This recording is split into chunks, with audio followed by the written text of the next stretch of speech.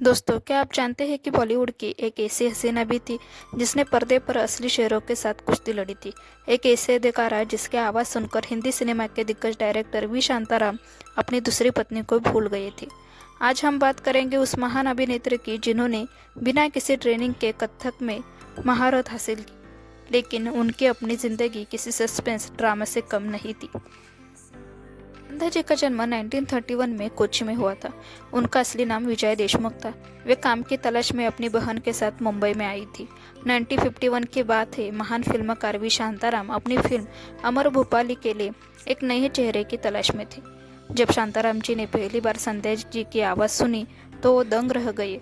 उनकी आवाज़ हूबहू शांताराम जी की दूसरी पत्नी जयश्री जैसी थी। बस यही से शुरू हुआ एक ऐसा सफर जिसने भारतीय सिनेमा का इतिहास बदल दिया।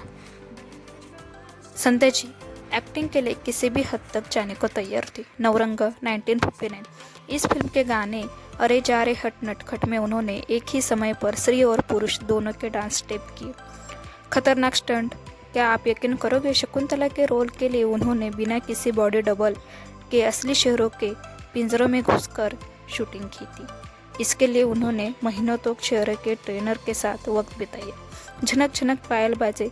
उन्हें डांस नहीं आता था, लेकिन फिल्म के लिए उन्होंने गोपी कृष्ण जिसे दिन रात मेहनत कर शास्त्रीय नृत्य सीखा और सबको हैरान कर दिया।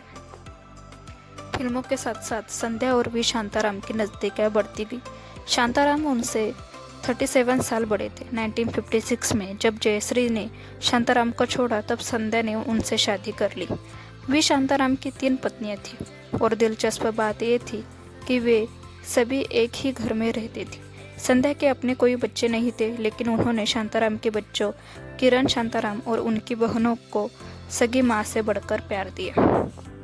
वी शांताराम की मृत्यु 1990 के बाद संध्या जी बिल्कुल अकेली हो गई।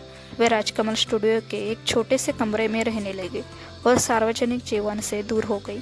4 अक्टूबर 2025 को 94 वर्ष की आयु में इस महान अभिनेत्री ने मुंबई में अंतिम सांस ली। उनके जाने से सिनेमा का एक सुनहरा अध्याय समाप्त हो गया। दोस्तों, संध्या जी की मेहनत और उनके जुनून के बारे में आपकी क्या राय है? क्या आपको उनका वो नवरंग वाला डांस याद है? कमेंट में ज़रूर बताइए। अगर आपको यह भावुक कहानी पसंद आई हो तो इस वीडियो को लाइक करें, शेयर करें और ऐसी ही अनसुनी कहानियों के लिए हमारे चैनल को सब्सक्राइब करना न भूलें। धन्यवाद।